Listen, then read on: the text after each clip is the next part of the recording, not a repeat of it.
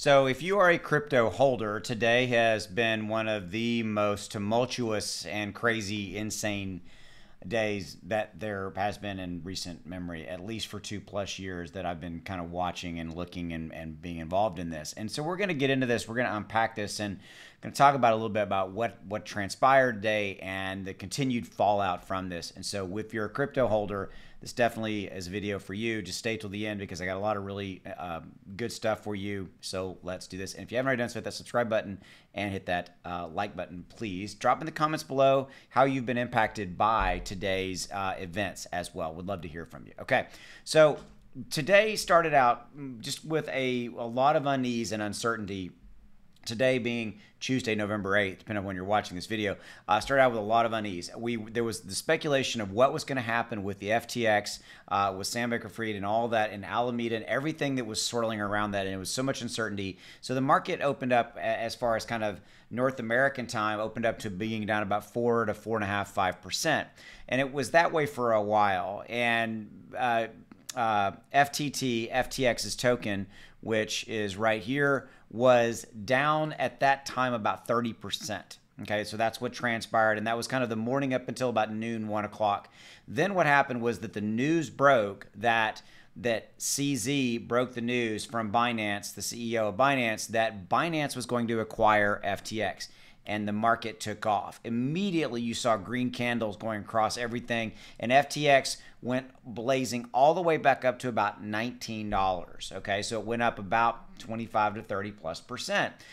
Everything else rose along with it. Bitcoin, Ethereum, Bitcoin rose back up to about $20,800. So it's not showing it here, but it did rise to about 20,800. And Ethereum itself was up about 15+%, and it was cruising. Okay, and this was around 12 to 1 Central Standard Time in the United States.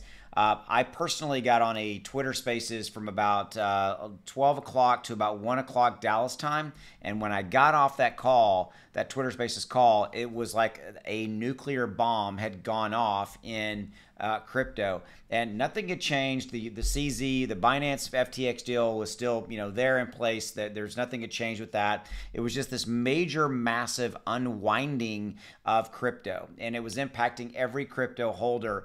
You saw Bitcoin itself drop back down into the 17,600 range.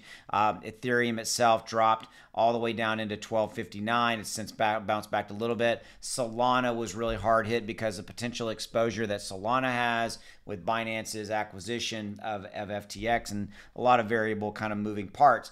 But it was a massive day, and we're not done with it. Okay, so that's kind of the remainder of this video that I want to talk about, is that we've still got this kind of what I'm going to call this unwinding effect, and the fallout from this impact is from here. It's a couple of things are going to play out. Number one, we also, by the way, on a side note, we have here in the United States, we have midterm elections that, as of right now, actually effective Dallas time, the polls have closed in Dallas. They've most likely closed on the East Coast because the polls close at 7 p.m. Dallas time. So the polls are probably already closed on the East Coast, and the polls in California are still open because of the time deviation.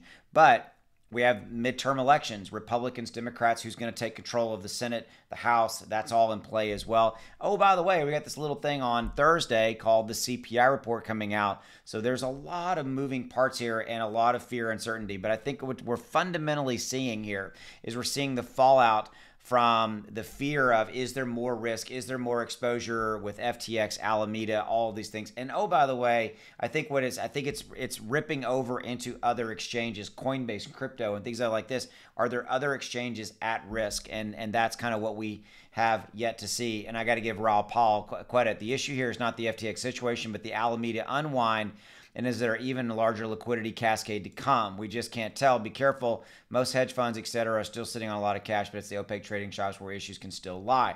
Okay, so this is talking about the FTX situation. I still think that there's going to continue to be fallout from the FTX and Binance, situation. Binance said publicly that they're going to do their due diligence, so we don't know if that's going to continue to move forward or not. A lot of risk, a lot of exposure, a lot of uncertainty is here, and that really is the overriding word. Uncertainty and doubt, and you can see it. It's just pervasive. I mean, with a 10% move down. By the way, it was down 4%, went all the way to the positive, and then has now gone down 10%. This is the span of today. Just the sheer how far we've come from earlier today, -4 to positive, very positive, major green candles all the way, then just to swing the exact opposite way back to -10. Just been an absolutely crazy insane.